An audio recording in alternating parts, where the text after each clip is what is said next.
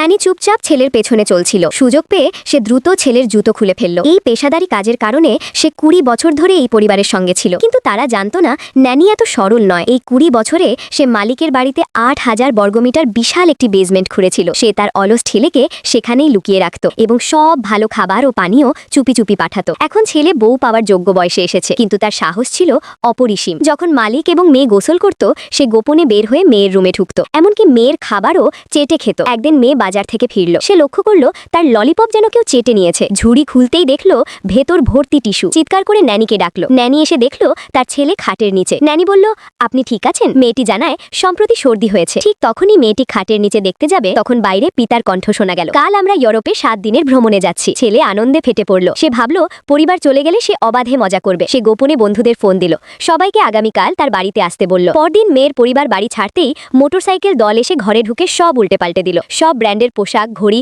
সবই নিজেরা ব্যবহার করলো। ন্যানি আর সহ্য করতে পারল না। সে ছেলেকে ধরে বলল, যদি এভাবে চলতে থাকে আমাদের জেলে যেতে হবে। ছেলে হুমকি দিল, যদি আবার পার্টি বন্ধ করতে চাও আমি তোমাকে মা রূপে মানব না, সবাই বলবে তুমি শুধু ন্যানি। মেয়েটি বিমানবন্দরে পৌঁছলো, কিন্তু পরিচয়পত্র ভুলে বাসায় রেখে চলে গেছে। তাই মায়ের সঙ্গে আবার ফিরে আসলো। পথে সে মোটরসাইকেল দলের কথা মনে পড়ল এবং দ্রুত সিদ্ধান্ত নিল। ন্যানি তাদের থামাতে চাইলে সকলে তাকে অপমান করতে থাকে, এমনকি একজন তার উপর হাত তোলে। ছেলেটি এটা দেখে একটু রাগী চেহারা বানালো। ন্যানি ভাবেছিল ছেলে তাকে শাস্তি দেবে, কিন্তু সে ঠিক উল্টো করলো। ভালো হয়েছে, আমাকে আর কিছু করতে হবে না। সবাই হাসিতে ফেটে পড়ল। ন্যানি কাঁদতে কাঁদতে সেখান থেকে চলে গেল। ঠিক তখনই বাড়ির মালকিন, মেয়েটি এবং তার মা সেখানে উপস্থিত হলো, আর এসব দেখে পুরোই হতবাক।